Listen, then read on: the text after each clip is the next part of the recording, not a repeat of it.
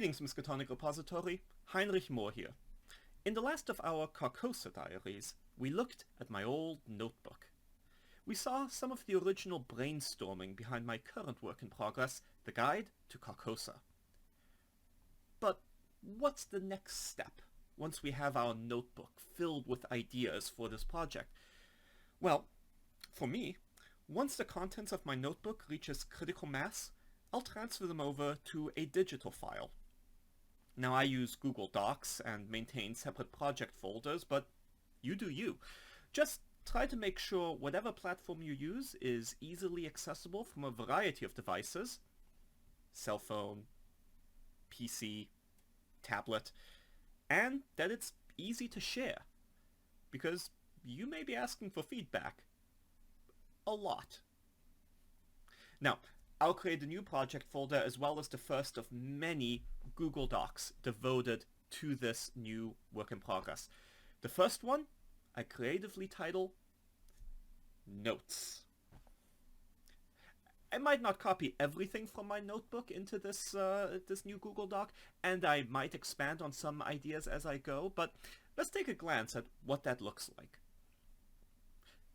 Okay, here we are. Welcome to our Notes document. A lot of this is going to look familiar if you've watched the previous video because, well, it's just copied from the notebook. That said, we've tried to expand as we go on these ideas as we write them here in digital form, including adding anything new, like this kind of cool phrase I thought up that I don't really know what it means yet, but I like the sound of it, and we'll see if we end up using it in the guide. We've got other brainstorming that's going on, as well as some structure, so you can see I'm playing through what would each chapter look like and what would go into it.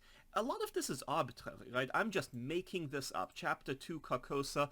Maybe Carcosa should have 10 rooms. Maybe it should have more. I don't know. But right now, I just need an arbitrary placeholder to give me some direction. Same with Chapter 3, the Palace. Maybe exploring only 3 locations makes sense, right? And then here we have something that I'm calling proof of concept or mock-up. Sometimes when I have a mental image for a project, I'll just start trying to write it and see where I end up. What are the mental roadblocks I run into? What are the questions that I realize I need to answer before I can keep going? So here we've got this idea of beginning the scenario by looking in a mirror, choosing quotations to describe yourself, some appearance, as well as different places you might start, like the truck stop or the campground or the gas station. And you can see I've got numbers here because this is going to be a bit of a choose-your-own-adventure project. So maybe you'll have to go to result 5, right? And then we need to know, well, what is result 5? So this is me trying to write out just what this project could look like. Now, eventually, I run out of thoughts and I need to switch to something else. But I'm still recording some good ideas, some fill-in-the-blanks that will come later, but that I know I'm going to have to expand on, but I know they're probably going to be part of the guide. You can also see here that I begin to structure my brainstorming. So I'm not just trying to think of a bunch of rooms anymore that could make up chapters or rooms in Carcosa. Now I'm trying to impose some discipline on myself and tell myself, all right, each room, 3 bullets. Let's think of something interesting. Let's think of something that they might be able to find there. Let's find something that investigators could interact with there. So in the library, as an example, maybe you discover a valuable book, maybe on genealogy. Maybe you discover another character reading it that you can talk to, unless they are masked. And if you remember from the notebook, we had this idea that maybe if characters you meet are wearing masks, they're going to attack you. And a little bit of a whimsical idea, maybe you discover a fairy tale book that tells you about yourself or tells you your story.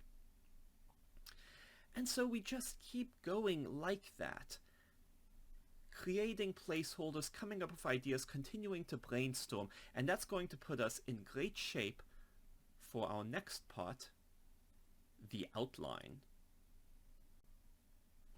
I hope you'll join next time to see what the outlining process looks like. We're going to have another creatively titled Google Docs, this time titled, you guessed it, Outline. But as you'll see, for me, that's also where things start to go off the rails. To find out just how, well, you'll need to stay tuned for more. Hope to see you next time.